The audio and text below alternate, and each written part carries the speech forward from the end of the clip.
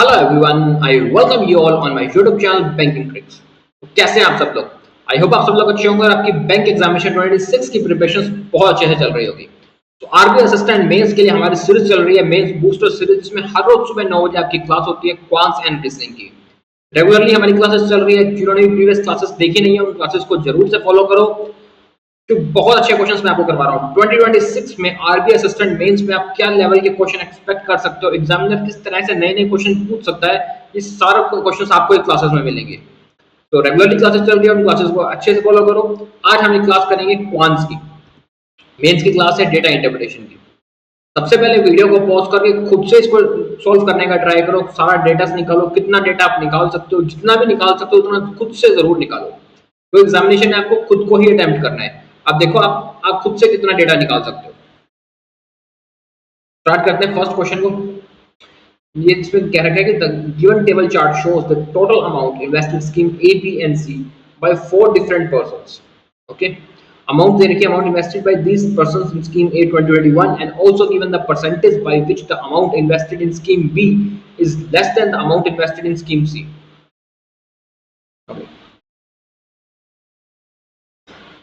तो हमें ये टेबल दे रखे हैं, इसमें हमें कुछ अमाउंट्स दे रखी है जो उन लोगों ने इन्वेस्ट की है। अब अमाउंट इन्वेस्टेड इन स्कीम ए दे रखी है हमको, ओम और कृष की दे रखी है। बी एंड सी का हमें परसेंटेज बता रखा है, टोटल अमाउंट नहीं बता। सबसे पहले हम इस टेबल में जितनी भी अमाउंट्स निकाल सकते हैं, सबसे पहले उन अमाउंट्स को निकालेंगे। उसको निकालने के लिए देखो, एक हमारे पास अमाउंट स्कीम ए है, स्कीम बी एंड स्कीम सी। तीन स्कीम्स है हमारे पास।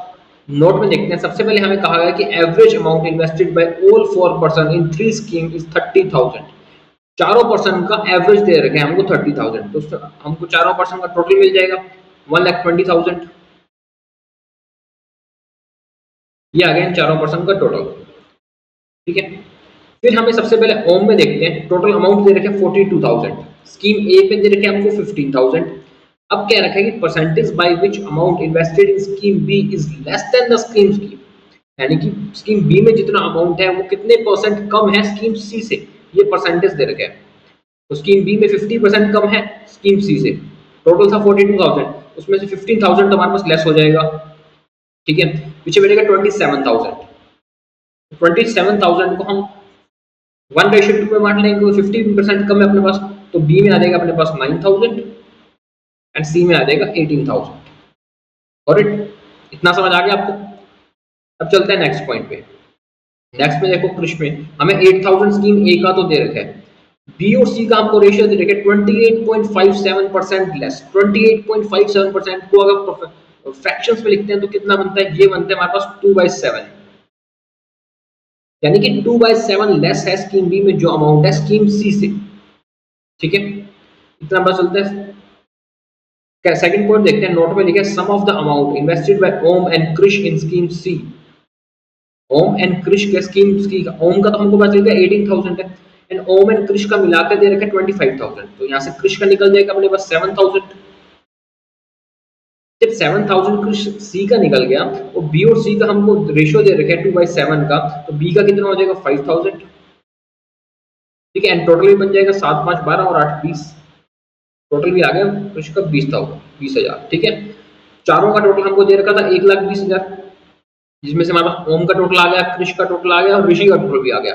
तो बचेगा किसका? अंकुल का टोटल बचेगा। बाकी सबका तो टोटल आ ही चुके अपने पास। ठीक है, तो ये कितना बचेगा अपने पास? ये बचेगा अपने पास 26,000। ठीक है,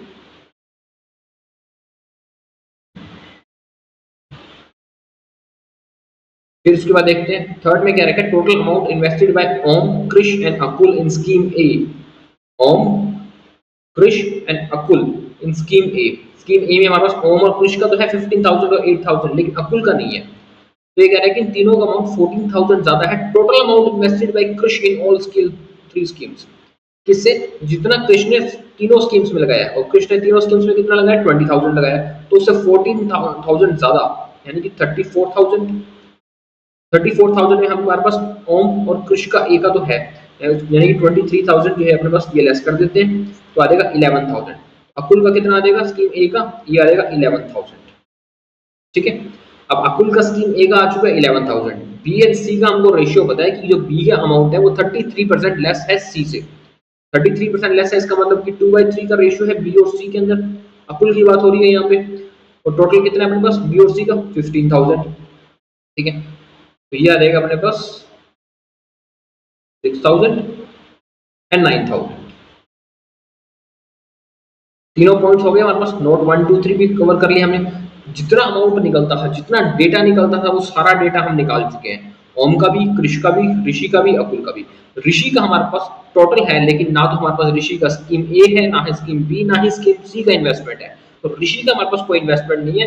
बाकी सबका इन्वेस्टमेंट हमने निकाल लिया है। वो जैसे जैसे क्वेश्चन आगे करेंगे उसमें जो इन्वेस्टमेंट दिया होगा, जो वैल्यूज दी होगी, उस अकॉर्डिंग हम आंसर निकाल देंगे। यहाँ तक समझ आ गया आपको? चलिए इसे क्वेश्चन पे लीजिए। फर्स्ट क्वेश्चन है, पहले वीडियो को पॉज करके खुद से बनाने का ट्राई करो, फिर मेरा सॉल्यूशन देखना। फर्स्ट क्वेश्चन में क्या रखा है कि Divya invested equal amount in both scheme A and B. Equal amount invest करती है both scheme A and B.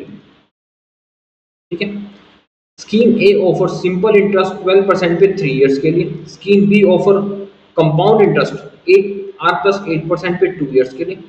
Total amount receive Divya from both scheme 6,000। ठीक है, कुछ अमाउंट स्कीम ए में इन्वेस्ट किया 12% 3 इयर्स के लिए, स्कीम बी में इन्वेस्ट किया R+8% पे 2 इयर्स के लिए। टोटल इन्वेस्टमेंट, टोटल इंटरेस्ट आ रखा है 6,000। इतना समझ आ गया? फिर कहता है कि if the total amount invested bye Divya in both the schemes is equal to the average sum of the amount invested by Om and Akul in scheme B। Ohm and average बताना है ओम और अकुल का स्कीम बी से। ठीक है, ohm and अकुल का scheme B का, ohm and अकुल। ओम का है 9,000 और अकुल का है 6,000। टोटल हो जाएगा 15,000। 15,000 का एवरेज यानी कि 7,500। याद आएगा 7,500। ये जो अमाउंट है ये इन्वेस्ट किया दिव्या ने बोथ स्कीम्स में। स्कीम ए और स्कीम बी में इन्वेस्ट किया। तो स्कीम ए में इन्वेस्ट किया उसने 7500। पहले ए की बात करते हैं, बी में भी इन्वेस्ट किया उसने 7500। ठीक है, स्कीम ए के उसने इन्वेस्ट किया 12% के लिए 3 साल के लिए इन्वेस्ट किया। तो इसमें कितना इंटरेस्ट निकलेगा अपने पास यहाँ से? चलेगा 25 3 75, 12 3 36, 4 36, तो ये आ जाएगा 2700। 2700 आ गया इसका स्कीम ए का इन्वेस्टमेंट। टोटल इन्वेस्टमेंट हमको दे रखे 6,000 दोनों स्कीम से। तो स्कीम बी का इन्वेस्टमेंट भी निकल जाएगा हमारे पास यहाँ से 3,300। स्कीम ए का इन्वेस्टमेंट आ गया, स्कीम बी का भी इन्वेस्टमेंट आ गया। अब स्कीम बी का जो इन्वेस्टमेंट आया ना, देखो उसको ध्यान से, उसमें वो है कंपाउंड इंटरेस्ट पे। कंपाउंड इंटरेस्ट पे इसने 7,500 लगाए थे। ठीक है, 1+R/100। ऊपर टाइम है हमारे पास 2 इयर्स का, यही होता है अपने पास।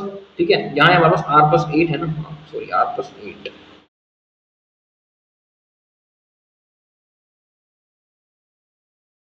ठीक है, उसके बाद हमारे पास इंटरेस्ट है। इंटरेस्ट के लिए क्या करेंगे, इसमें 7,500 लेस कर देंगे, तो ये आ जाएगा अपने पास 3,300 का इंटरेस्ट आ जाएगा। ये इधर ऐड हो जाएगा अपने पास 10,800 इज इक्वल टू, ये आ जाएगा 7500। ठीक है, तो ये आया था अपने पास 100+R+8, तो 108 ले देता हूँ मैं। 108/100 का स्क्वायर प्लस R। ठीक है, इसको काट लेते हैं यहाँ से। ये कितने से, 3 से कट जाएगा हमारे पास। 3 तीनों 3 ची 18, 36/25 स्क्वायर है इधर। ये आ जाएगा 6/5 is equal to 108 plus R/100। 5 से कट जाएगा ये 20। ये आ जाएगा 120 is equal to 108 plus R। R की वैल्यू यहाँ से आ जाएगी हमारे पास 12। और हमको क्या फाइंड करना है? R की वैल्यू फाइंड करनी थी। हमारा आंसर है option number C, that is 12। Got it? समझ आ गया आपको किस तरह से क्वेश्चन किया हमने? चलिए नेक्स्ट क्वेश्चन पे लीजिए। वीडियो को पॉज करो, इस क्वेश्चन को बनाओ खुद से। इजी क्वेश्चन है, आरबीआई असिस्टेंट में आपको यही लेवल मिलेगा, इसलिए इन क्वेश्चंस को करो, कोशिश किया करो क्वेश्चन को सॉल्व करने की। नहीं होगा तो फिर मैं करवा ही दूंगा, बट आपने आपसे कोशिश किया करो उसको सॉल्व करने की। इसमें कहता है कि if the amount invested by Priya in scheme A is 6/13 of total amount invested by Akul in all 3 schemes, and ratio of amount invested by Priya in scheme B and C 9:7, and total amount invested by Priya and Krish in all 3 schemes M+6,400 and M respectively, then find the amount invested by Priya in schemes. अब यहाँ पे एक और person आ गया अपने पास, प्रिया, वो भी कुछ अमाउंट इन्वेस्ट कर रही है ए बी और सी में, ठीक है। तो प्रिया की पहले बात कर लेते हैं। ए बी एंड सी कुछ कुछ अमाउंट इन्वेस्ट कर रही है। स्कीम ए में जो इन्वेस्ट कर रही है वो है 6/13 of total amount invested by Akul in all three schemes. अकुल के ऑल थ्री स्कीम्स में कितने थे अपने पास? अकुल के थे तीनों स्कीम्स में 26,000। तो 26,000 का 6/13 इन्वेस्ट कर रही है वो, तो ये रहेगा 12,000 रुपये वो स्कीम ए में इन्वेस्ट कर रही है, ठीक है। फिर क्या रखा है, ratio amount invested by Priya in scheme B and C. B और सी का रेशियो दे रखे हमको 9:7। Total amount invested by Priya and Krish all three schemes M plus 6400 और एम, ठीक है। तो कृष्ण ने ऑल थ्री स्कीम्स में कितना इन्वेस्ट किया था? 20,000 इन्वेस्ट किया था कृष्ण ने। जब कृष्ण ने 20,000 इन्वेस्ट किया एंड बात प्रिया की हो रही है जिसका हमको रेशियो दे रखे हैं, तो ये कह रहा है कि जो प्रिया ने इन्वेस्ट किया था वो था एम प्लस 6400 और जो कृष्ण ने इन्वेस्ट किया था वो था, नोटा लीजिएगा, जो कृष्ण ने इन्वेस्ट किया था वो एम था, प्रिया ने जो इन्वेस्ट किया वो है एम प्लस 6400, ठीक है। दोबारा देख लो चाहे, ये क्या रखा है, टोटल अमाउंट इन्वेस्टेड बाय प्रिया और Krishna in all three schemes, ठीक है। प्रिया ने किया एम प्लस 6400, कृष्ण ने किया एम रिस्पेक्टिवली, और कृष्ण ने एक्चुअल में कितना इन्वेस्ट किया? 20,000। इसका मतलब इस एम की वैल्यू कितनी है? 20,000 है, तो एम प्लस 6400 की वैल्यू कितनी हो जाएगी? 26,400 हो जाएगी। ये क्या है? 26,400। ये इन्वेस्टमेंट है प्रिया का तीनों स्कीम्स का मिला के, स्कीम ए, स्कीम बी और स्कीम सी। इसमें से स्कीम ए के 12,000 तो हम निकाल चुके हैं, तो पीछे हमारे पास बचता है 14,400, ये बचता है स्कीम बी प्लस स्कीम सी का। तो बी और सी का रेशियो भी पता है हमको 9:7, तो इसको हम डिवाइड कर सकते हैं 9:7 से, 144, तो हमको निकल जाएगा, ये हो जाएगा 8100, हो जाएगा 6300, ठीक है। और हमको फाइंड करना amount invested by Priya in scheme C, तो स्कीम सी में कितना इन्वेस्ट किया? 6300। Option number B is our right answer, that is 6300। Got it? समझ आ गया आपको? चलिए नेक्स्ट क्वेश्चन पे चलिए, वीडियो को पॉज करो, बनाओ इस क्वेश्चन को खुद से। इसमें क्या रखा है कि if Om invested in scheme A B and C simple interest, ठीक है, for 2 years at y%, y plus 10% and y minus 5%, ठीक है, and some interest received by all three schemes 8,400। तीनों स्कीम्स में जो इंटरेस्ट मिलता है वो 8,400 है। Find the value of y की वैल्यू फाइंड करनी है हमको। सबसे पहले देख लेते हैं ओम ने कितना इन्वेस्ट किया था स्कीम ए बी और सी में। ओम का आया था अपने पास स्कीम ए में था 15,000, फिर 9,000, 18,000, 15,000, 9,000, then 18,000। Scheme A B and C ये इन्वेस्ट किया था। स्कीम ए में इन्वेस्ट किया था y% से, बी में इन्वेस्ट किया था y प्लस 10% से, एंड सी में इन्वेस्ट किया उसने y माइनस 5% से। ये उसने इन्वेस्ट किया सब में 2-2 साल के लिए इन्वेस्ट किया था उसने। तो टोटल जो इंटरेस्ट निकला है उसका वो निकला 8,400 और हमको y की वैल्यू फाइंड करनी है, ठीक है। y की वैल्यू फाइंड कर लेते हैं। ये आ जाएगा अपने पास 300y प्लस ये आ जाएगा अपने पास 180, 1800 प्लस 180y प्लस ये आ जाएगा अपने पास 36, 360,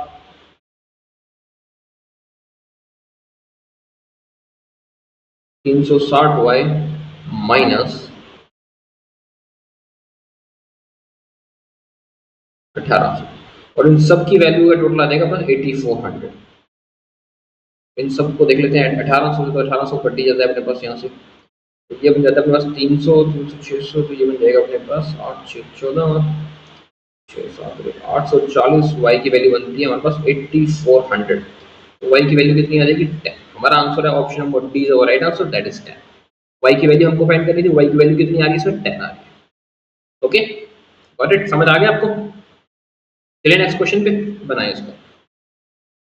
ये कहते हैं कि if the ratio of amount invested by Rishi in scheme B and scheme C 2:3, ठीक है, and amount invested by Rishi in scheme A is 100% of amount invested by Krish in scheme C, okay, find the difference between amount invested by Rishi and Akul in scheme B. तो तो ऋषि के बारे में हमको बता रखा है, scheme A, scheme B and scheme C. Scheme B और सी का रेशियो दे रखे हैं वो 2:3। Amount invested by Rishi in scheme A is 100% of amount invested by Krish in scheme C. ठीक है, तो कृष का देख लेते हैं स्कीम सी में कितना है अपने पास। तो कृष कहाँ गया, ये रहा। कृष का स्कीम सी में था 7,000। ठीक है, तो ऋषि का ए में हो जाएगा अपने पास 7,000। ऋषि का टोटल था अपने पास 32,000। पीछे बच गया अपने पास 25,000। ये आ जाएगा 10,000। सी आ जाएगा अपने पास 15,000।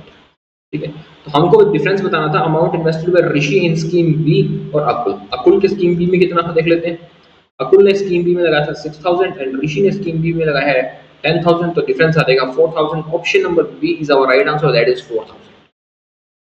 ओके, चलिए नेक्स्ट क्वेश्चन पे। क्वांटिटी कंपैरिजन के क्वेश्चन है, वीडियो को पॉज करो, बनाओ खुद से। 5 से 4 क्वेश्चन आपको जरूर मिलेंगे क्वांटिटी कंपैरिजन के, छोड़ना मत इन टॉपिक्स को, चाहे वो क्वांटिटी कंपैरिजन हो, चाहे वो डेटा सफिशिएंसी हो। आजकल ऐसे क्वेश्चंस मेंस में बहुत आते हैं, इसलिए इनको ट्राई करो, बनाओ खुद से, कोशिश करो बनाने की।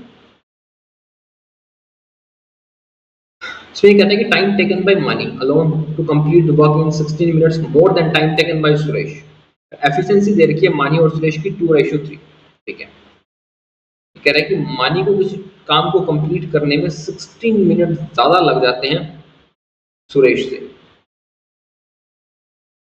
और मानी और सुरेश की एफिशिएंसी का रेशियो दे रखा है 2:3। अब एफिशिएंसी और टाइम का रेशियो क्या होता है, रिवर्सली इन प्रोपोर्शन का रेशियो होता है, तो उसका टाइम का रेशियो कितना निकल जाएगा, ये निकल जाएगा 3:2। ठीक है, और मानी को 16 सेकंड ज्यादा लगते हैं, और यहाँ डिफरेंस कितना है 1 का, तो इस 1 की वैल्यू हो जाएगी 16। तो मानी को उस काम को करने में लगते हैं 48 मिनट, तो सुरेश को उस काम को करने में लगेंगे 32 मिनट्स। ठीक है, यही बड़ी बात।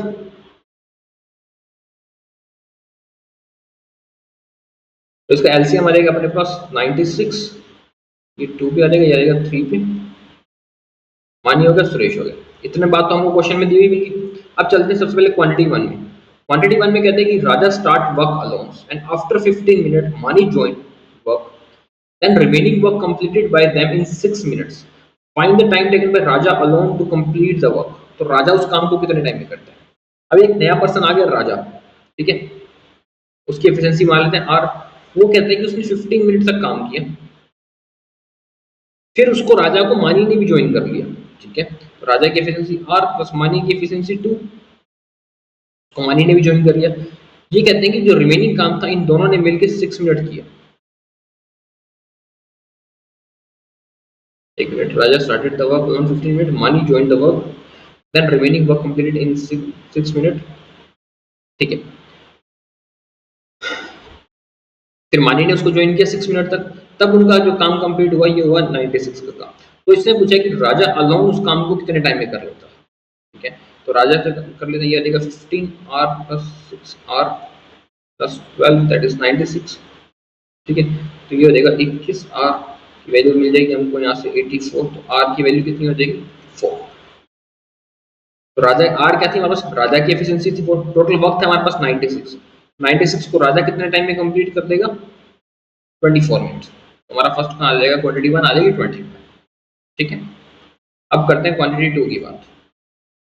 क्वांटिटी 2 में कहते हैं कि Sam alone can complete 1/3 of work in 32 minutes. Sam अकेला 1/3 ऑफ वर्क, अभी तक हमारे पास जो था ये सुरेश था, यहाँ सैम बना लेते हैं, ये 1/3 वर्क करता है 32 मिनट्स में, तो कंप्लीट वर्क कितने टाइम में करेगा 96 टाइम में करेगा, तो एफिशिएंसी आ जाएगी इसकी 1। Then find the time taken by Suresh and Sam together complete work. तो सुरेश और सैम दोनों मिलकर उस काम को कितने दिन में करेंगे। सुरेश की एफिशिएंसी 3, सैम की एफिशिएंसी 1, टोटल एफिशिएंसी कितनी होगी 4। टोटल वर्क था 96, आंसर आ जाएगा 24 मिनट्स।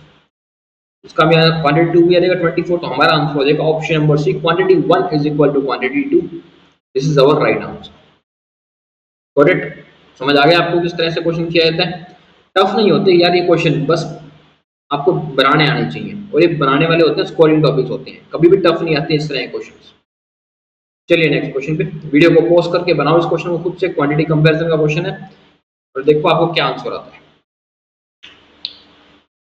ये कहते हैं कि the ratio of present age of Saran and Kumar 7:9, after 10 year ratio of their age become 13:16.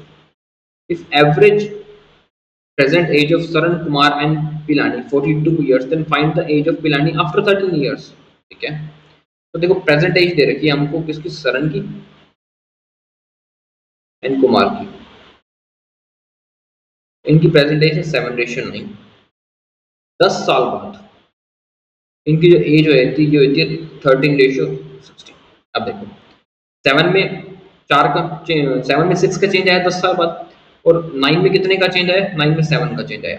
मतलब दोनों में तो हमने 10-10 साल जोड़े हैं उनकी एज है, लेकिन जो उनके रेशियो में चेंजेस आया वो डिफरेंट डिफरेंट चेंजेस आया. अगर हमको कहीं से पता चल जाए कि उनके रेशियो का चेंजेस भी सेम है जितना कि उनका ईयर का चेंजेस है, तो कहीं ना कहीं हम एक रेशियो बना सकते हैं ना, हम एक इक्वेशन बना सकते हैं. जैसे मैं बताता हूँ कैसे करेंगे इसको. इन दोनों में जो डिफरेंस है और इन दोनों में जो डिफरेंस है उसको आपस में मल्टीप्लाई कर देंगे. देखो 7 और 9 में किसका 2 का डिफरेंस है, तो इसको 2 से मल्टीप्लाई कर देंगे, 26 और 32. यहाँ कितने का डिफरेंस, 3 का डिफरेंस है, तो इसको 3 से मल्टीप्लाई कर देंगे. अब देखो, अब यहाँ पे कितने का चेंज है, 5 का. यहाँ कितने का चेंज है, 5 का. जबकि एक्चुअल कितने का चेंज हुआ है आपको, 10 का. यानी कि 5 की वैल्यू कितनी मिल रही है आपको, 10. तो 1 की वैल्यू कितनी मिल जाएगी, 2. जब 1 की वैल्यू 2 मिल जाएगी तो इसको मल्टीप्लाई कर दो 2 से, 22 ये आ जाएगी सरन की और कुमार की एज. सिंपल. आप इक्वेशन बनाते करते बहुत टाइम लग जाता है उसमें, यही परफेक्ट मेथड है इसको करने का. ठीक है. अब उसके बाद कहते हैं कि average present age Saran Kumar and Pilani 42. Okay, average दे रखी है हमको सरन की, कुमार की और पिलानी की. तो इनका टोटल निकाल लेंगे यहाँ से, ये 126. इसमें से सरन और कुमार की एज तो हमको पता है 42 और 54, तो इसकी एज निकाल आ जाएगी अपने पास 96. तो पिलानी की एज कितनी आ जाएगी अपने पास, ये आ जाएगी हमारे पास 30. हमको बताना है find the age of Pilani after 13 year. 13 साल बाद उसकी एज कितनी होगी, प्रेजेंट एज है 13, तो 13 साल बाद उसकी हो जाएगी 43. ये हो जाएगा क्वांटिटी 1 का आंसर. ठीक है. अब चलते हैं क्वांटिटी 2 पे. तो क्वांटिटी 2 में कहते हैं कि average age of 21 employees in a company is 45. 21 employees की जो एज है, एवरेज एज वो है 45. If 2 new employees join the company, 2 employees और आए थे तो कितने एम्प्लॉइज हो जाते हैं, 23 एम्प्लॉय हो जाते हैं. तो एवरेज एज तब बन जाती है 46. Find the age of 2 new employees. जो 2 नए एम्प्लॉय आए हैं ना, उनकी एज फाइंड करनी है हमको कितनी है. देखो जब एम्प्लॉय हो गए 21 से 23, ठीक है, टोटल एम्प्लॉय कितने, 23. पहले सबकी एज कितनी थी, 45. जब 2 नए एम्प्लॉय आए तो एज में कितने का चेंज आया, एक का चेंज आया. सबकी एज एक साल बढ़ चुकी है. एक साल कितने लोगों की एज बढ़ी है, 23 लोगों की एज बढ़ी है, तभी तो एक साल बढ़ के 46 हुआ है. ठीक है. तो एक साल बढ़ रही है 23 लोगों की एज, तो 23 की तो एज ये बढ़ गई. पहले कितनी एज थी, 45, तो एज पहले थी ना, तभी उसमें एक साल बढ़ के 46 हुआ है. 2 जनों की एज बतानी है हमको. पहले 45 की एक एवरेज एज, मतलब एक जने की एज टोटल एज हो जाएगी 90. ये आ जाएगा अपने पास 113 उनकी टोटल एज, और हमको उसकी एवरेज एज बतानी, तो डिवाइड बाय 2 कर देंगे यहाँ से. ये देखिए 56.5. This is our right answer, 56.5. हमारा आंसर हो जाएगा quantity 1 is less than quantity 2. Option number C is our right answer, quantity 1 is less than quantity 2. Okay, समझ आ गया आपको. चलिए नेक्स्ट क्वेश्चन पे देखो. नेक्स्ट क्वेश्चन पे वीडियो को पॉज करो, बनाओ इस क्वेश्चन को खुद से. इसमें कहता है कि the ratio of number p to q to ratio 1, number r is 33% less than number s, number t is 20 less than number p, number u is 15 less than number s. हमें बहुत सारे नंबर दे रखे हैं. पहले तो इन सारे numbers को एक रेशियो में लिख लेते हैं. p to q का रेशियो दे रखे हैं हमको 2:1. ठीक है. r जो है 33% लेस देन s है. ठीक है, r और s का रेशियो दे रखे हैं, ये हो जाएगा 2:3. फिर हमें टी का बारे में क्या है, T is 20 less than P. P जो है वो 20 लेस देन पी, एक ये दे रखे. And number of you is 15 more than S, ये दे रखे. ये रेशियो को एक्स में मान लेते हैं, इसको मान लेते हैं वाई. इतना कुछ हमको क्वेश्चन में दिया हुआ है. फिर चलते हैं क्वांटिटी 1 पे. क्वांटिटी 1 में कहता है कि नंबर ऑफ यू, देखो इससे पहले ये निकालना है, टी 20 लेस देन पी से टी आ जाएगा 2x - 20. u 15 मोर है s से, तो u आ जाएगा अपने पास 3y + 15। ठीक है, फिर क्या रखेंगे, find the number of u if ratio of number q and r। q और r का रेशियो दे रखा है, q कितनी थी x, r कितनी थी 2y, इसका रेशियो दे रखा है हमको 7:20। ठीक है, 2 से कट जाएगा, ये 10 आ जाएगा, 7y = 10x। ठीक है ना, तो x और y का रेशियो आ जाएगा अपने पास यहाँ से 7:10। ठीक है, और हमको फाइंड करना है नंबर ऑफ u का नंबर फाइंड करना है हमको। देखो,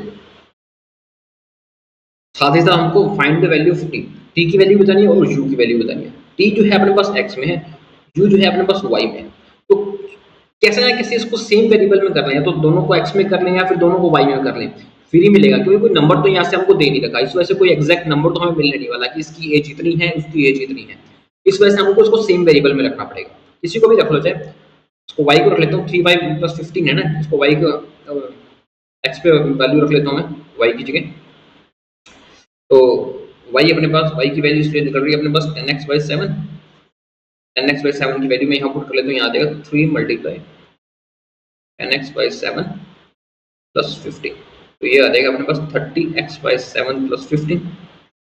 ये आ जाएगी u की वैल्यू, और t की वैल्यू अपने को दे रखी है 2x - 20। ठीक है, अब मैं अगर इसको थोड़ा सा डिवाइड करने की कोशिश करूँ, इसको देखो, तो ये होता है अपने पास 3x, सॉरी 4x + समथिंग,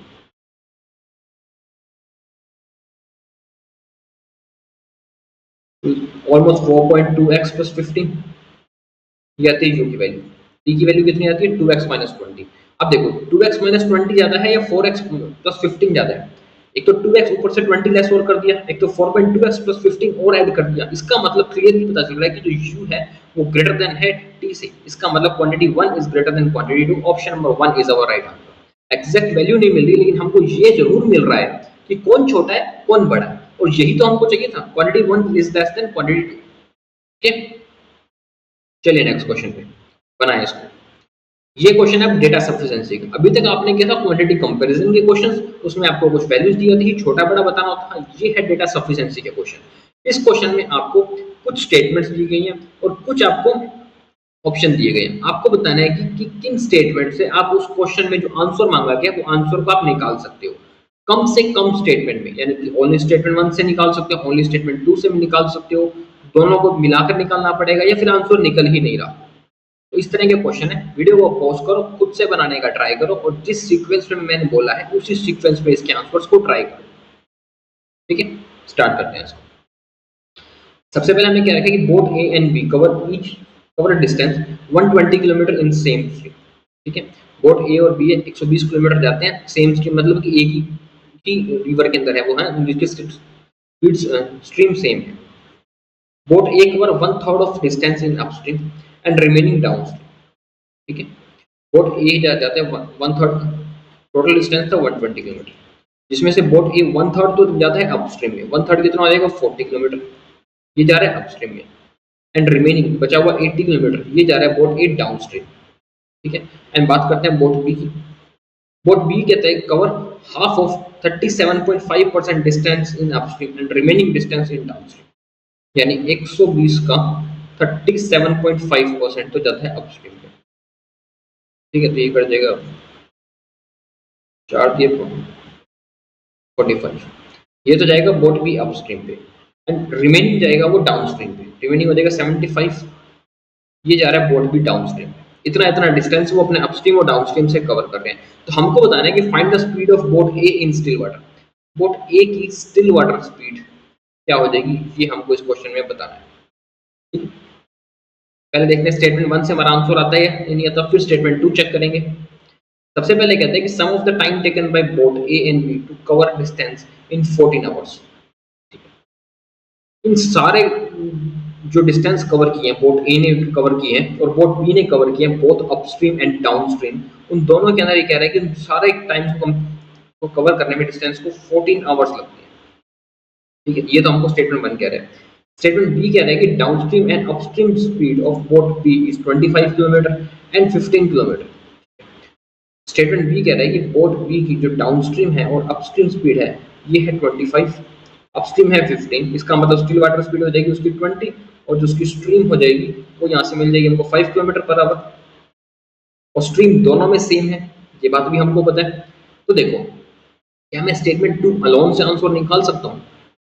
देखो, स्टेटमेंट 2 से हम अलोन से हमको क्या मिल जाएगा, हमको डाउनस्ट्रीम स्पीड मिल जाएगी, टाइम मिल जाएगा, अपस्ट्रीम टाइम मिल जाएगा। ठीक है, अपस्ट्रीम टाइम मिल जाएगा, डाउनस्ट्रीम टाइम मिल जाएगा, किसका? बोट बी का।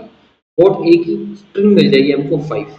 क्या मैं सिर्फ स्ट्रीम से, अगर मेरे को बोट ए की स्ट्रीम मिलती है, क्या मैं उससे उसका स्टिल वाटर स्पीड निकाल सकता हूँ? मैं नहीं निकाल सकता। अगर मुझे टोटल स्पीड टोटल टाइम दिया होता ना कि बोट ए को 40 किलोमीटर अपस्ट्रीम और 80 किलोमीटर डाउनस्ट्रीम जाने में सपोज को 10 मिनट 10 आवर्स लगते हैं, 10 घंटे लगते हैं, तो मैं उसको इक्वेशन में रख के टाइम निकाल सकता। बट ना तो मुझे टाइम दे रखा, ना मुझे बोट की स्पीड दे रखी। जब दो चीजें नहीं दे रखी तो आप एक इक्वेशन से दो चीजें कैसे निकाल सकते हो? आप निकाल ही नहीं सकते। ओनली स्टेटमेंट 2 से हमारा आंसर नहीं आ रहा, ओनली स्टेटमेंट 1 से हमारा आंसर नहीं आ रहा। क्या दोनों को कंबाइन करके आंसर आएगा? देखते हैं। देखो, बोट एक ने अपस्ट्रीम गया था 15 की स्पीड से, डाउनस्ट्रीम गया था 25 की स्पीड से। यहाँ लगे उसको 3 घंटे, यहाँ भी लग गया उसको 3 घंटे, टोटल लग गए 6 घंटे लगे। टोटल टाइम ए और बी को दोनों को मिलाकर लगे थे 14 आवर्स। 6 घंटे तो लगे इसमें से बोट बी को, तो ए को कितने लगे हैं उसमें से? ए को 8 घंटे लगे। ठीक है, ए गया था 40 किलोमीटर अपस्ट्रीम और 80 किलोमीटर डाउनस्ट्रीम। कितनी देर में गया था ये? 8 घंटों में गया था। स्ट्रीम कितनी है? स्ट्रीम है 5। मान लेते हैं बोट ए की स्टिल वाटर स्पीड है एक्स, तो जो अपस्ट्रीम गया था ये थी हमारे पास x माइनस 5, डाउनस्ट्रीम गया था ये थी x प्लस 5। अब यहां से मेरा आंसर आ सकता है, चाहे मैं वैल्यू पुट करके रख दूं, चाहे मैं इक्वेशन बना लूं, चाहे मैं कैसे भी कर लूं। जैसे कि मैंने आपको कहा इसमें कुछ एक वैल्यू पुट कर दो जिससे आपका आंसर आ जाएगा, जो 5 से कटता हो और जो 40 और 80 को काट देता हो। ठीक है, या फिर आप इसकी इक्वेशन बना लो तो भी उसका आंसर आ जाएगा। दोनों को मिला के आंसर आ रहा है, लेकिन स्टेटमेंट 1 अलोन से हमारा आंसर नहीं आता, स्टेटमेंट 2 अलोन से हमारा आंसर नहीं आता, दोनों से आया था। तो इसका हमारा आंसर हो जाएगा both statement 1 and 2 together are sufficient. Option number E is our right answer. Got it? यही बात मैं आपको समझाने की कोशिश करता हूँ कि किस तरह से आपको स्टेप बाय स्टेप चलना है। पहले एक स्टेटमेंट को चेक करना है, फिर दूसरी को स्टेप चेक करना है, फिर तीसरी को चेक करना है। खुद से नहीं, दिमाग से लगा के चल देना।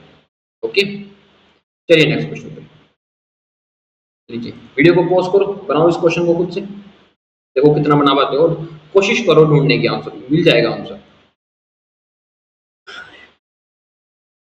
सबसे पहले कहता है कि weight of Noah and Adam x kilometre, x KG and x plus 16 KG respectively, find the weight of Liam. ठीक है, नोहा और एडम का वेट दे रखे हैं हमको x केजी और x प्लस 16 केजी, और हमको लियम का वेट फाइंड करना है। स्टेटमेंट 1 में हमें कहता है कि average weight of Noah, Liam and David. Average weight यानी total weight of Noah, Liam and David कितना आ जाएगा? 180, या देखो 180 केजी। फिर हमें रेशियो दे रखा है weight of David and Adam, David और एडम का रेशियो दे रखे। अभी तक हमारे पास एडम नहीं आया था इसके अंदर, तो डेविड और एडम का रेशियो दे रखे वेट का 5:4। ओके, फिर हमें क्या रखे कि average weight of Noah and Liam, यानी कि नोहा और लियम का टोटल वेट दे रखे हमको 100। तो इसमें डेविड का वेट भी आ जाएगा अपने पास 80, एग्जैक्ट वेट आ गया। अगर डेविड का वेट 80 है तो क्या हमारे पास एडम का वेट नहीं आ सकता? बिल्कुल, एडम का वेट भी आ सकता है। एडम का वेट आ जाएगा 64। ठीक है, डेविड का वेट आ गया हमारे पास, एडम का वेट आ गया, नोहा और लियम का कंबाइंड वेट आ चुका है हमारे पास।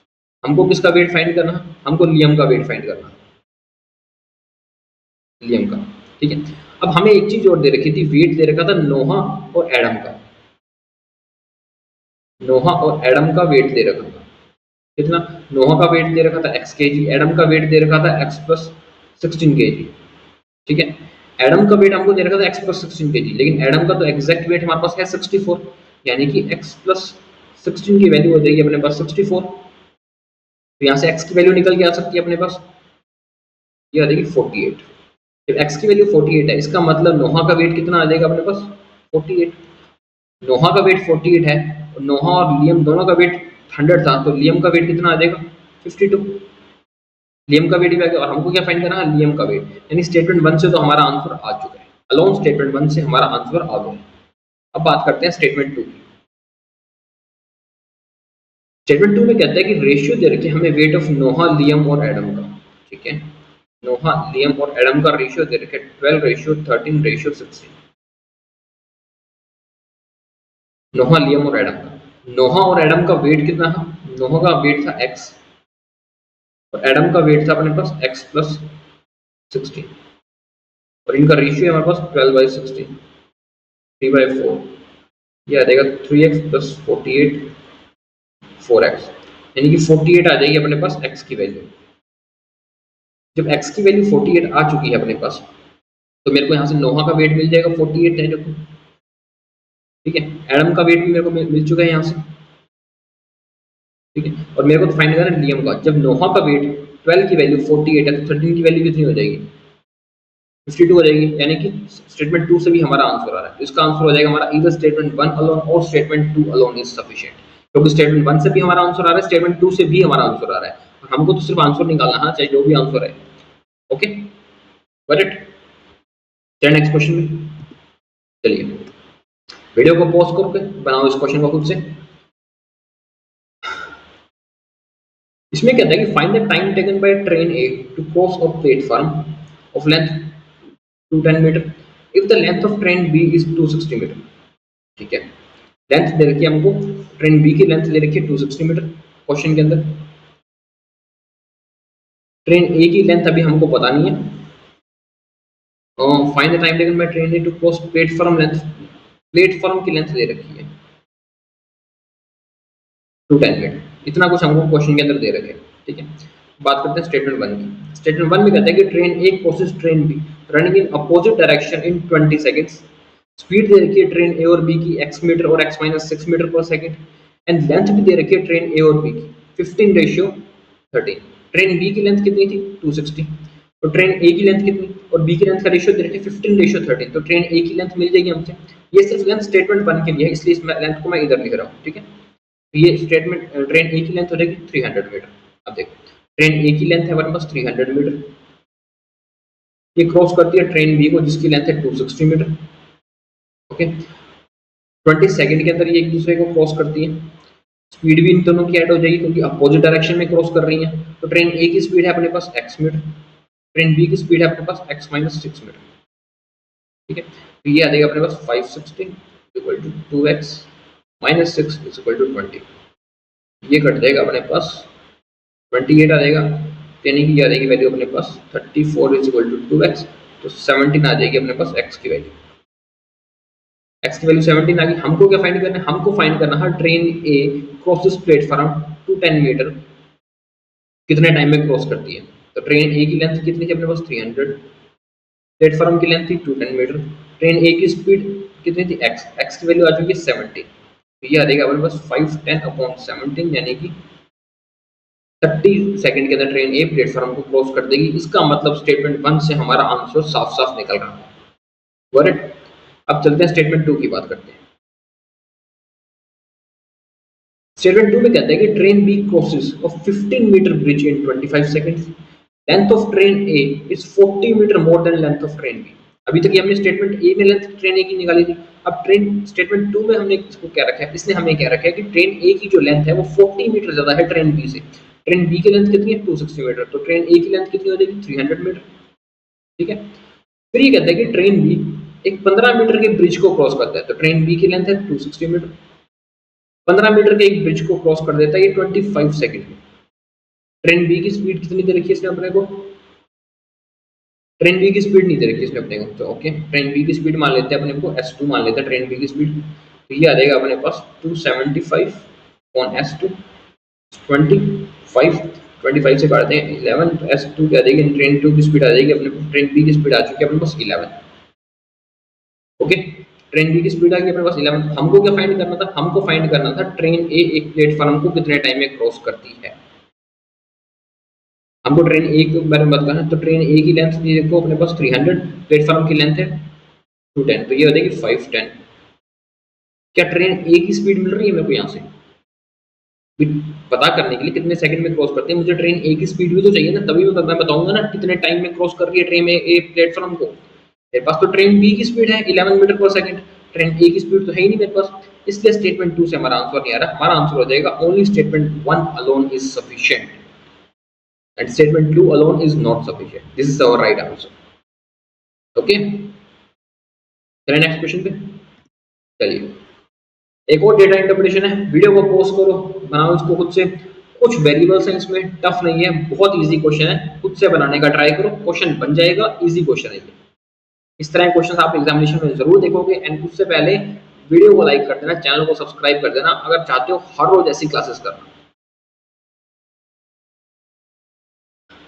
The given pie chart shows percentage distribution of total number of persons who visited 5 different museums। ठीक है, टोटल नंबर ऑफ पर्सन है पाई चार्ट के अंदर दे रखे हैं हमको, जो 5 डिफरेंट म्यूजियम में गए थे उनका परसेंटेज दे रखे। And given table chart shows the percentage number of male who visited 5 different museum on Tuesday. Table chart के अंदर हमें परसेंटेज दे रखे हैं मेल का, जो 5 डिफरेंट म्यूजियम्स गए थे। ठीक है, total number of person who visited 5 museums 4400, यानी कि जो पाई चार्ट की टोटल वैल्यू है ये अपने पास 4400 है। टोटल नंबर ऑफ पर्सन दे रखे हैं जो कि पाई चार्ट के अंदर हमको परसेंटेज में डिवाइडेड है। सबसे पहले ये परसेंटेज निकालेंगे। सारी वैल्यूज देखो परसेंटेज में दे रखी है, और परसेंटेज देखते ही ये बात समझ जाएगा कि 100% होता है टोटल। कितना होता है? 100%। हम इन सबको टोटल कर लो, कितने ए हैं हमारे पास? 3 2 5 6 7 8, 8 तो ए है हमारे पास, प्लस 15 और 5 20%, यानी ए की वैल्यू कितनी आ जाएगी यहाँ से अपने पास? 10%। ए की वैल्यू आ गई 10%, तो ये हो जाएगा अपने पास 15%, ये हो जाएगा 30%, 20%, 10% एंड 25%। सारे वैल्यूज निकल गए। अब यहाँ पे एक टेबल बना लेते हैं, क्योंकि टोटल नंबर ऑफ पीपल जो म्यूजियम विजिट करने गए थे उसकी नंबर अब हम निकाल सकते हैं इस वजह से। ये हो जाएगा अपने पास A B C D and total number of people जो गए थे वो थे 4400। एक कॉलम हो जाएगा अपने पास मेल का, एक कॉलम हो जाएगा अपने पास फीमेल का। तो सबसे पहले ए के अंदर गए थे 15%, ये हो जाएंगे 660। फिर हो जाएंगे 30%, फिर हो जाएंगे 30%, ये हो जाएंगे 1320। फिर 20% 880, फिर 10% हो जाएगा 440, फिर 25% हो जाएगा 1100। ठीक है,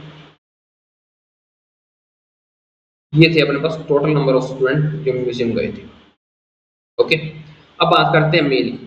मेल के अंदर हमको ए का परसेंटेज दे रखे 60%, बी का दे रखे 33 1/3%, सी डी और ई हमको दे रखे हैं x%, y% और z%। पहले इनको फाइंड करते हैं, इस x y और z की वैल्यू क्या है। उसके लिए आ जाओ नोट पे। नोट में हमको दे रखा है कि z is equal to x is equal to z minus y, z plus x is equal to 95, z plus y is equal to 115। तीन इक्वेशन दे रखी है, तीन वेरिएबल से, तीन इक्वेशन तीन वेरिएबल से निकल जाएंगे। सबसे पहले इन्हीं को सॉल्व करते हैं। ठीक है, बोलो किसकी वैल्यू किसके अंदर पुट करें? हाँ, 1 की वैल्यू 2 में पुट करें, x की वैल्यू दे रखी है, x की जगह पुट कर लेते हैं। तो स्टेटमेंट 2 में अपने x की वैल्यू पुट करते हैं, तो ये आ जाएगी अपने पास z plus z minus y is equal to 95। इसका मतलब 2z minus y is equal to 95, ये आ जाएगी एक वैल्यू। थर्ड स्टेटमेंट को भी यहाँ कुछ लिख देते हैं। ये अब थर्ड स्टेटमेंट है हमारे पास z plus y is equal to 115। y से y कट जाएगा अपने पास, ये वैल्यू आई थी अपने पास 210 की वैल्यू आई थी अपने पास 3z। इसका मतलब z की वैल्यू आ गई अपने पास 70, z की वैल्यू निकल गई 70। x प्लस z ये वैल्यू दे रखी है 95, इसका मतलब x की वैल्यू भी कितनी आ जाएगी अपने पास 25। रही बात y, z की वैल्यू दे रखी है 70, तो y की वैल्यू भी निकल जाएगी, क्योंकि y प्लस z हमको दे रखे 115, तो y की वैल्यू कितनी हो जाएगी 45। तीनों वैल्यूज निकल चुकी है हमारे पास। x की वैल्यू है 25, y की वैल्यू है 45 और z की वैल्यू है 70। x y z तीनों की वैल्यू हमने निकाल ली है। अब चलते हैं क्वेश्चन पे, बाकी का जो डेटा है उसको कवर करते हैं। म्यूजियम ए में क्या रखा था कि 60% तो मेल है हमारे पास, 40% फीमेल हो जाएंगे अपने पास। 60% मेल है तो ये आ जाएगा 396 एंड 40% फीमेल है, ये देखिए 264। 1/3 अपने पास उसमें मेल थे, ये देखो 440 बचे हुए अपने पास फीमेल आ जाएंगे 880। ठीक है, सी में 25% मेल से अपने पास, ये देंगे 220 एंड 660। डी के अंदर 45% मेल है अपने पास, कितने 45% मेल है, तो इसकी वैल्यू निकल जाएगी अपने पास यहाँ से 22 इंटू 9 198। ठीक है, 240 242 फीमेल आ जाएंगे। सी में 70% अपने पास मेल थे और बचे हुए आ जाएंगे अपने पास फीमेल। ये हो गया अपना टेबल चार्ट कंप्लीट। सारी वैल्यूज निकाल दी हमने, टोटल वैल्यू निकल चुकी है हमारे पास, मेल कितने थे वो निकल गए हैं, फीमेल कितने थे वो वैल्यूज निकल चुकी हैं, सारी वैल्यूज निकल चुकी हैं। और सबसे पहले आप ये सारी वैल्यूज ही निकालोगे, जितना डेटा आप निकालोगे पहले उतना आपको बाद में क्वेश्चन करना ईजी हो जाएगा। अदरवाइज आप बाद में वैल्यूज ही निकालते रह जाओगे और क्वेश्चन में इतना टाइम लगेगा कि सारा पेपर वहीं रह जाएगा। क्लरिकल मेंस में या आरबीआई असिस्टेंट मेंस में टाइम मैटर करता है। इतना टाइम नहीं होता जितना आपके पास पीओ मेंस में होता है, क्योंकि इसमें आपको अच्छा स्कोर करना होता है, ज्यादा स्कोर करना होता है। टाइम में नंबर्स तो उतने ही है लेकिन स्कोर ज्यादा करने हैं। देखिए फर्स्ट क्वेश्चन है, वीडियो को पॉज करो, बनाओ इस क्वेश्चन को खुद से। इसमें कहता है कि out of the total number of female who visited museum B 62.5% are literate person. Sum of number of illiterate female दे रखी है बी और डी की, जिसने म्यूजियम विजिट किया 430। Total number of literate to illiterate person visited museum D 27:70। Then find the number of literate male in museum D. B और D की बात हो रही है, उनका डेटा लिख लेते हैं अपने पास। बी में हमारे पास 1320 में 440 तो मेल थे,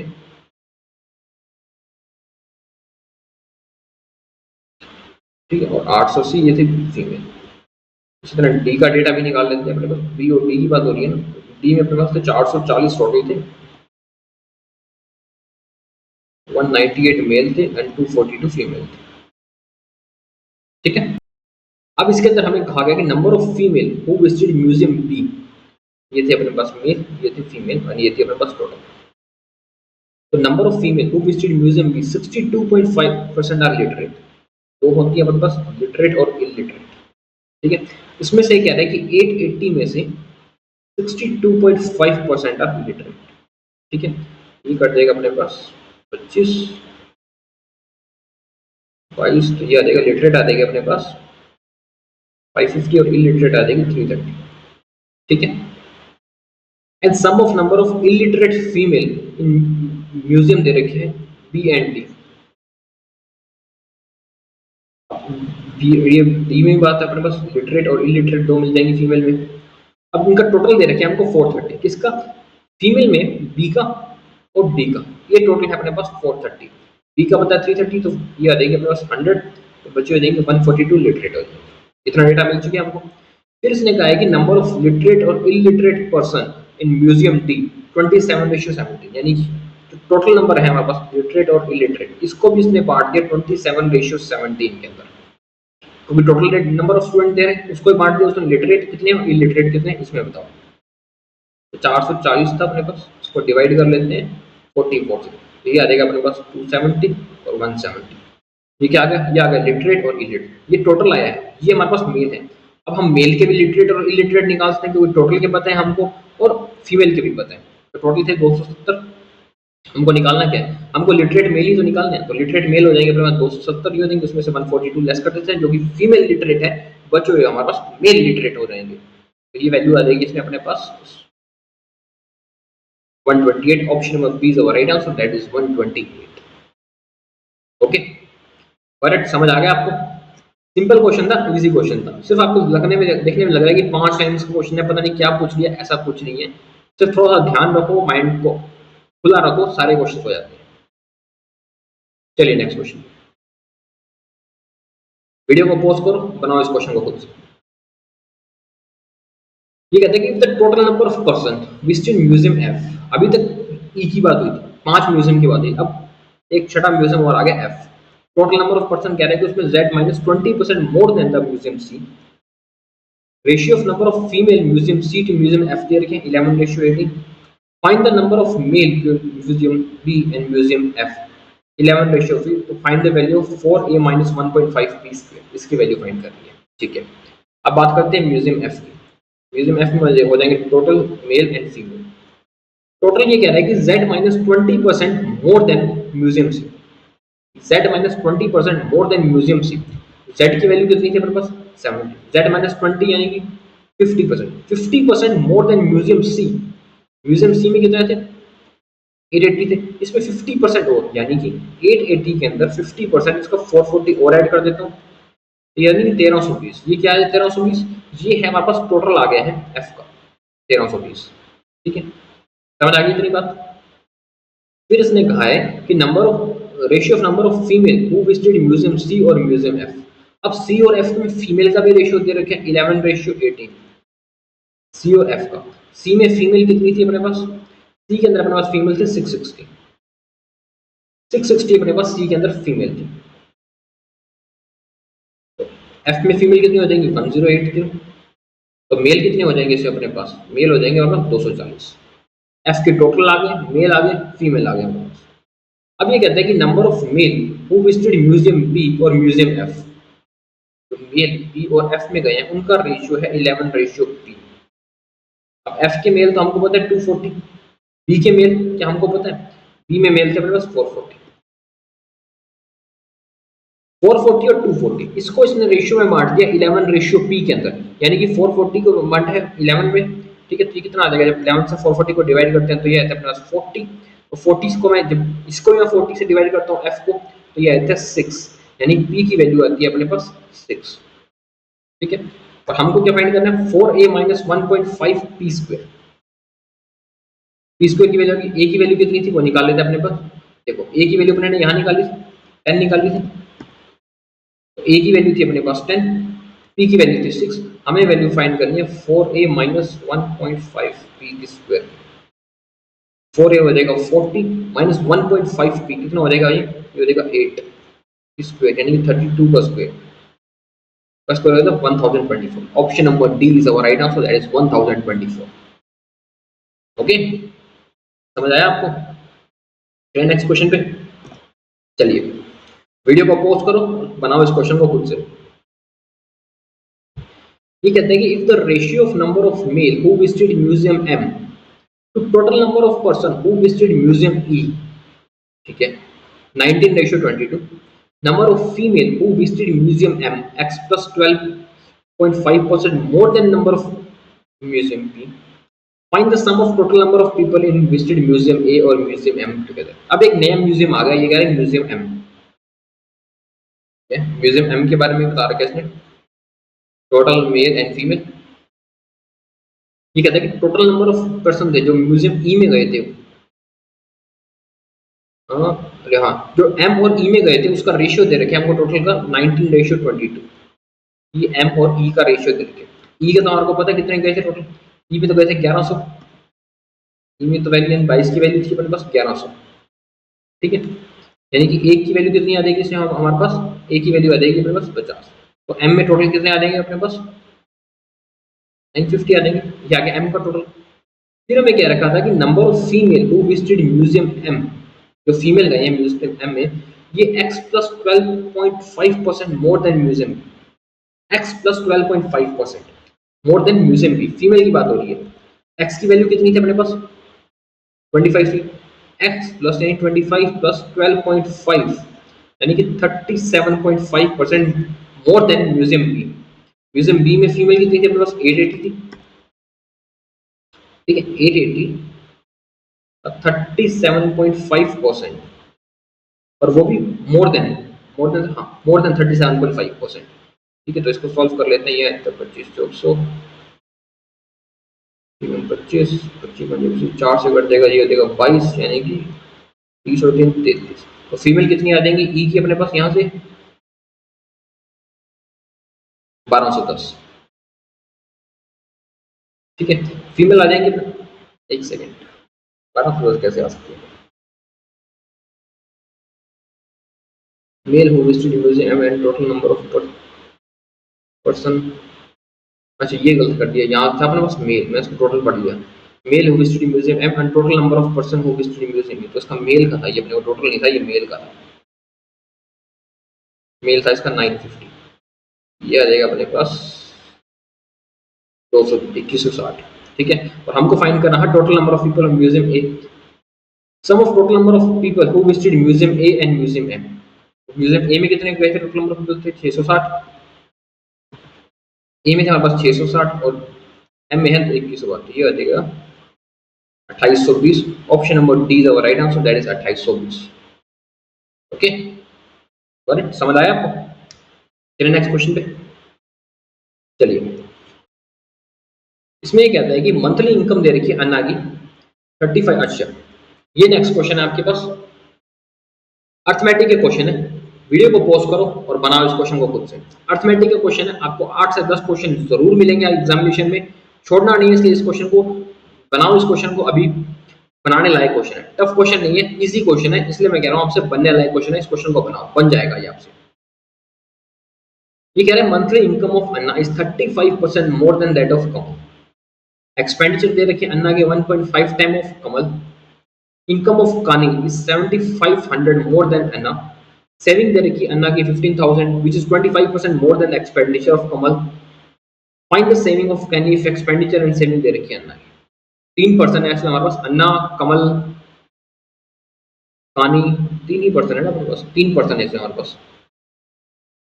फर्स्ट है अपने पास अन्ना, देन कमल एंड एक और है अपने पास कानी। इनकम, एक्सपेंडिचर और सेविंग की बात हो रही है, ठीक है। सबसे पहले हमको क्या रखा है, जो इनकम है अन्ना की 35% मोर देन दैट ऑफ कमल।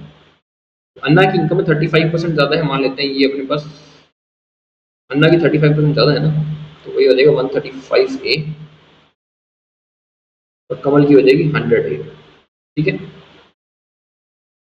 और एक्सपेंडिचर है अन्ना के 1.5 times saving of Kamal. Expenditure 1.5 times saving of Kamal.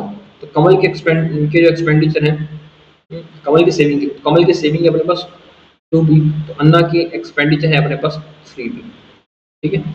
Expenditure of Anna 1.5 time saving of Kamal, okay. फिर क्या रखें, इनकम ऑफ कानी 7500 मोर देन दैट ऑफ अन्ना। कानी की इनकम 7500 ज्यादा है, तो ये हो जाएगा 135A प्लस 7500 ज्यादा है अन्ना से। Saving of Anna is 15000। अन्ना की सेविंग दे रखी है हमें 15000 which is 25% more than that of expenditure of कमल, जो कि 25% ज्यादा है किससे, एक्सपेंडिचर से, कमल के, ठीक है। तो कमल की एक्सपेंडिचर कितने हो जाएंगे, 12000 ये हो जाएंगे। हमको क्या रखा है कि फाइंड द सेविंग ऑफ कानी, कानी की सेविंग फाइंड करनी है हमको। If the expenditure and saving of कानी, ठीक है, एक्सपेंडिचर है कानी की y और सेविंग है इसकी y माइनस 10500, तो इसकी हमको सेविंग फाइंड करनी है, यानी कि y माइनस 10,500 की वैल्यू फाइंड करनी है, ओके।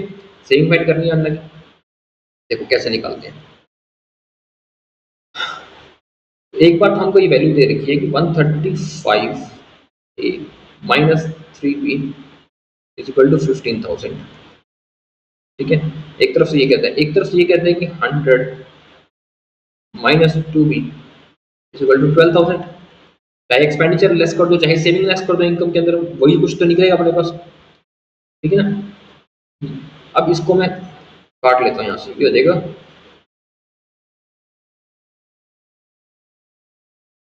5/4, ये वैल्यू आई थी अपने पास 500A माइनस 10B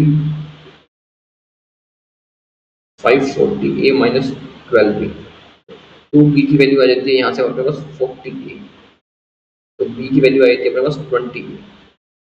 B की वैल्यू कितनी आती है, 20A, ठीक है। B की वैल्यू 20 आती है। अब चाहे मैं अन्ना के में रख लूँ, चाहे मैं कमल में रख लूँ, हमारे को वैल्यू मिल जाएगी। देखो मैं अन्ना में रख लेता हूँ, B की वैल्यू हमारे पास 3B थी, 3B की वैल्यू कितनी हो जाएगी, 60 है, यानी कि 135 माइनस 60, ये वैल्यू कितनी हो जाएगी, 75A हो जाएगी। 75A की वैल्यू कितनी है हमारे पास, 15000, ठीक है। तो A की वैल्यू कितनी निकल जाएगी यहाँ से अपने पास, 200। A की वैल्यू आ जाएगी अपने पास 200। जब A की वैल्यू 200 आएगी तो B की वैल्यू कितनी मिल जाएगी अपने पास, यहाँ से B की वैल्यू मिल जाएगी अपने पास 4000। A की वैल्यू भी आ गई, B की वैल्यू भी आ गई, हालांकि B की वैल्यू हमको चाहिए नहीं थी, हमको तो फाइंड करनी थी कानी की सेविंग, कानी की सेविंग फाइंड करनी थी। यहाँ कर लेते हैं ना, कानी की इनकम कितनी है, पहले उसकी इनकम निकालो, 135 मल्टीप्लाई 200, 27,000 में 7500 और ऐड करो, तो कानी की इनकम बन जाती थी अपने पास 34,500। ये तो बनती है अपने पास कानी की इनकम, ये होगी अपने पास कानी की इनकम।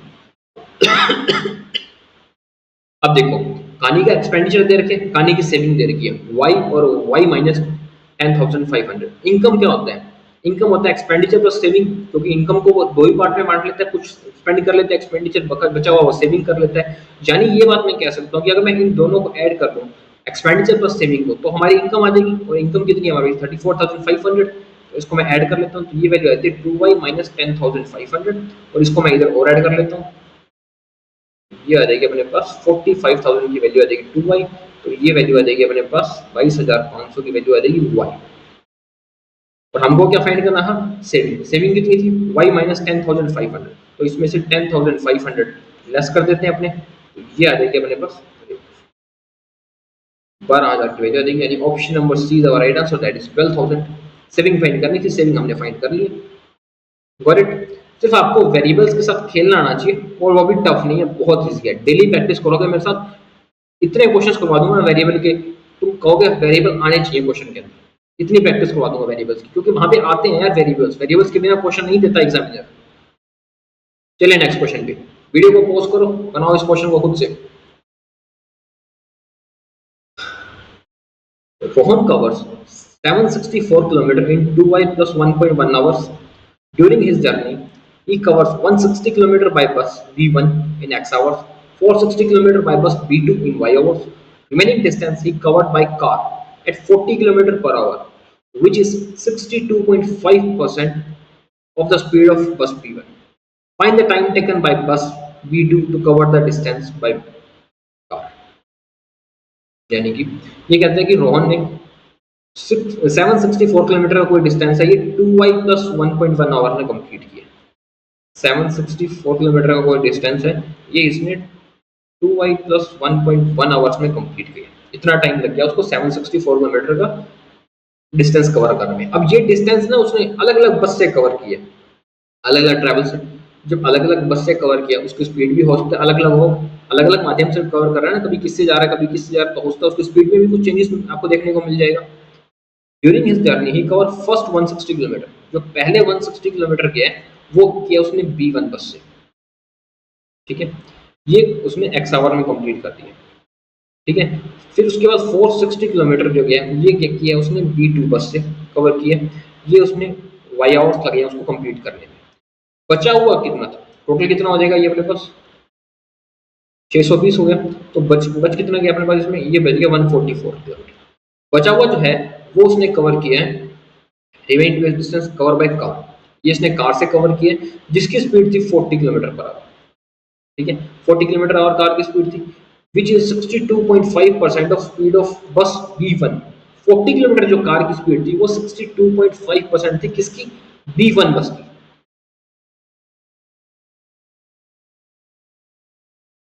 तो ये 40 किलोमीटर, ये 62.5% थी B1 बस की। ठीक है, जीरो कट जाएगी, ये आ जाएगा 25 से काट दे 25 400, 5 से काट लेते हैं 5 8 40 5 8 40 64। यानी B1 बस की स्पीड कितनी थी 64। B1 बस की स्पीड आ गई, B2 बस की स्पीड हमको पता नहीं है अभी तक, और कार की स्पीड हमको पता है। ठीक है, तो कितना कितना टाइम लगेगा उसको, देखो पहले B1 बस से किया तो उसको कितना टाइम लगा होगा, यहाँ पे ये लगा होगा 8 से काट लेते हैं 8 16 8 64, तो इसको लग गया होगा अपने पास 2.5। एक्स की वैल्यू कितनी आ गई 2.5 होगा। कार से कितना टाइम लगा होगा उसको, कार से उसको लगे होंगे 3.6 आवर्स, ये लग गया उसको कार से। बस से कितना टाइम लगा होगा, बस का टाइम अभी हम नहीं बता सकते कितना टाइम लगा होगा, क्योंकि बस की B2 बस की स्पीड नहीं पता, इस वजह से हम बस का टाइम बता नहीं सकते। ठीक है, तो अब हमको फाइंड क्या करना है, इसके अंदर फाइंड करना है टाइम टेकन बाय बस B, यानी इस y की वैल्यू फाइंड करनी है। उसके लिए हमको स्पीड चाहिए कि बस B कितने टाइम चाहिए, तभी तो निकाल पाएंगे। उसके लिए देखो क्या है अपने पास, ये कहता है कि उसको टोटल टाइम कितना लगा था 2y प्लस 1.1 आवर्स। ये इसको टोटल टाइम लगा था, तीन अलग अलग चीजों से उसने ट्रेवल किया था, B1 बस B2 बस और कार। B1 बस का टाइम पता है हमको, कार का टाइम पता है, सिर्फ B2 बस का टाइम नहीं पता, लेकिन टोटल टाइम तो पता है। तो B2 बस का टाइम निकाल सकते हैं हम कितना टाइम था। कैसे निकलेगा, ये निकलेगा 2y प्लस 1.1 माइनस 2.5 प्लस 3.66, ये बचेगा अपने पास B2 बस का टाइम, कि B2 बस से उसको कितना टाइम लगा, अप्रोक्सीमेटली बताना है हमको, वैसे भी दे रखे क्वेश्चन के अंदर। ठीक है, तो ये हो जाएगा अपने पास 6 5 11 6.6 माइनस प्लस का 1.1 एंड 2y। ओके, तो ये आ जाएगा y, 2y की वैल्यू आ 5, तो y की वैल्यू आ जाएगी अपने पास 2.5 आवर्स। हमारा आंसर था option number A is our right answer, that is 2.5 hours. Okay, correct, समझ आ गया आपको किस तरह से टाइम निकाला। स्पीड निकालने की जरूरत ही नहीं थी क्योंकि हमको टोटल टाइम दिया हुआ था। B1 बस और कार का टाइम हमने निकाल दिया, इससे B2 बस का टाइम भी निकल जाएगा। ठीक है, okay, that's all for today. I hope आपको सेशन अच्छा लगा तो प्लीज वीडियो को लाइक कर देना, चैनल को सब्सक्राइब कर देना एंड डेली मेंस की प्रैक्टिस करना चाहते हो तो मेरे चैनल पे हर रोज आपको वीडियोस मिल रही हैं, तो उन वीडियोस को रेगुलरली फॉलो करो, वो आपके एग्जामिनेशन के लिए बहुत बेनिफिशियल रहेंगे। That's all for today, thank you.